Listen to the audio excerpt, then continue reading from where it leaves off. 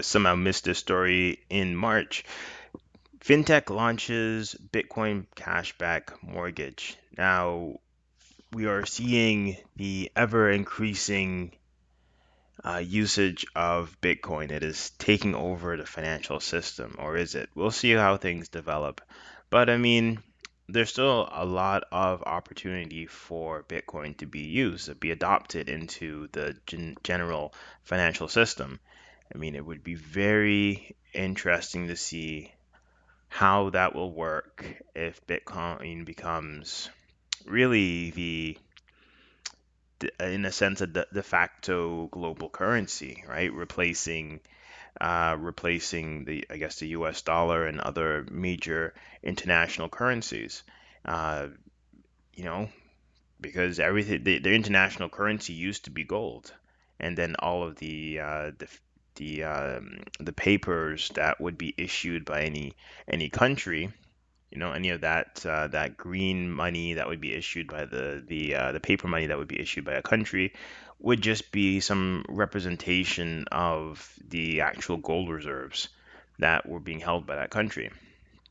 I mean, with that completely gone, the money is basically whatever the government says it's worth and whatever the value is that people want to uh, basically give to it, whatever you can trade for it, right? And as they continuously pump out more money, uh, and more money gets created and it floods the system, you're starting to see inflation of assets denominated in those currencies, right? That's really it. So, I mean, looking for alternative currencies that are actually stable, looking for alternative currencies that you don't have to really worry about, the same. They're not subject to the same, I guess, flaws as government issued currencies. There's a benefit to that, right? And so, as we're continuing to see the development and the adoption of cryptocurrency, really led by Bitcoin, into these major financial systems. We're seeing the ETFs, we're seeing continual allowance to use Bitcoin as a medium of exchange. And that's going to do is continue to push the value of that up because, the um, unlike the money issued by our governments, there's a limited quantity of this, right? It's a limited resource. And that's where a lot of the value comes from, is the idea that it cannot be manipulated, or at least to the same extent. From my understanding, it can't be manipulated. But I won't. I'm not gonna make it sound like I'm very knowledgeable about how these things work. I would say manipulated to at least the same extent as as these other currencies.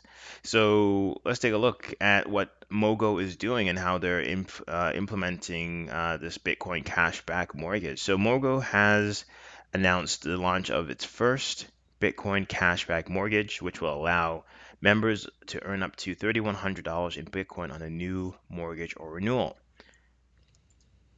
Earlier this week, the company announced that its Bitcoin Cashback Rewards program, which currently covers the Mogo Visa Platinum prepaid card and digital spending account, will now include MogoMortgage. It's clear that we're still in the beginning stages of seeing consumers add Bitcoin to their financial portfolios, just as we're seeing corporations add it to their balance sheets, said David Feller, founder and CEO of Mogo. Given the volatility and speculative nature of Bitcoin, there's an increasing number of Canadians who are looking for ways to participate without risking their own money, and our Bitcoin rewards program meets this demand. I think he's absolutely right. I think a lot of people are curious, at least curious about how Bitcoin works. They're curious about adding it to their portfolio, but they don't want the risk of putting their money into something that they don't fully understand, right? To a lot of people, there's still a large, I mean, even to myself, there's still a large mystique around cryptocurrency, right? Just exactly what am I putting my money into? Now, maybe, that's not to say that we're uncivilized, what do you call it, Luddites, right? Maybe that's the case. We just don't understand the technology, so we're afraid of it, and that's what leads to the hesitance to fully participate in it. But there's still a curiosity, and I think a lot of people, once they become more familiar with it and they start using it, they start owning it, and there's just different ways of getting involved with it. I think we're going to see a continued acceleration in the adoption of cryptocurrency. Barring any sort of heavy-handed regulations from any of the governments. I mean, specifically like the U.S., like when they come down on something, it makes a big it makes a big deal. I think China has already kind of stated that they're not a big fan of Bitcoin or any of these other cryptocurrencies, and they're trying to come up with their own to displace that. But I mean, where's the benefit to in another government regulated monetary product, right? What's the benefit to that? I don't really see it. I mean, there's a specific benefit to a decentralized system, and that is where the value is. So when you re-centralize the system, where's the value, right? So anyway, so unlike traditional reward programs, Bitcoin rewards have the unique characteristic of being an asset class that can rise in value over time. $3,100 invested in Bitcoin 5 years ago would be worth 350,000 dollars today, Feller said. At present, Mogo has a network of more than 1 million members, each with access to a digital spending account with Mogo Visa Platinum prepaid card. The card features automatic carbon offsetting, Bitcoin buy and sell, credit monitoring, ID, fraud protection, and personal loans. It's actually, Mogo's story has been really interesting. I think they've been trying to find their way, trying to figure out what exactly they want to offer the marketplace. Originally, it came out as just a like another loan company, and now they're adding all these services. But then I think once they introduced Bitcoin and they saw the value of trying to be maybe like this first mover really in the Canadian financial market when it comes to cryptocurrency. I think that's where they found an opportunity to really make their mark. And they're again looks like they're moving full steam ahead with this, and kudos to them. If it works out, massive benefit. You get all that kind of first mover advantage, and I hope it works out for them. We'll see what happens down the road. I'm just very skeptical about anything that's new. I mean, Bitcoin's been around for a while, but I just don't know. Like I'm always trying to figure out like how something can be manipulated and how it can be used to somebody's specific advantage. But maybe this isn't the case. It doesn't exist for this, right?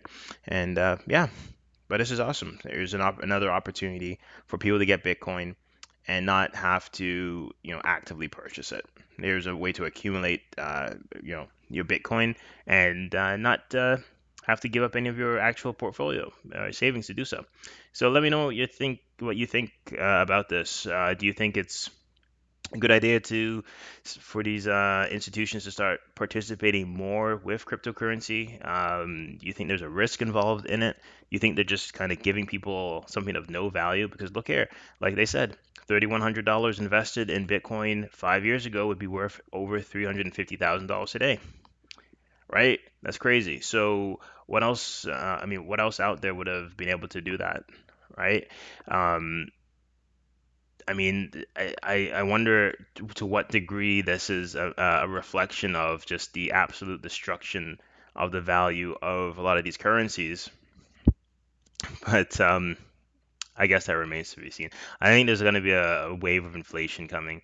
But anyways, I think that's a topic for another video. Anyways, let me know what your thoughts are. If you like the topic, feel free to comment, like, share, subscribe, all that kind of fun stuff. And I'll see you in the next video. Peace.